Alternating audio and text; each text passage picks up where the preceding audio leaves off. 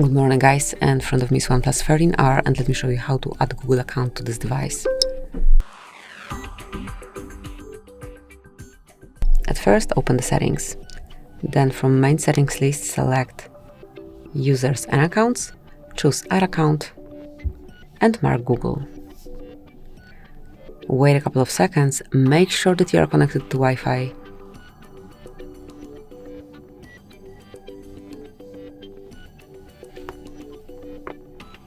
And now enter your email address or phone number, whatever is connected with your account, and provide your password. Just let me do it off the screen.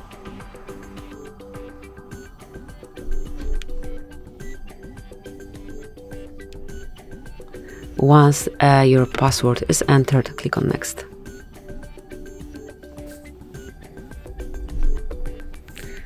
Click on Next.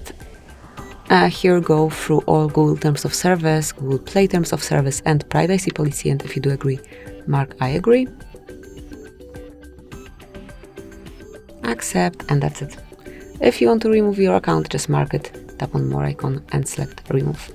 Thank you for watching, please subscribe our channel and leave the thumbs up.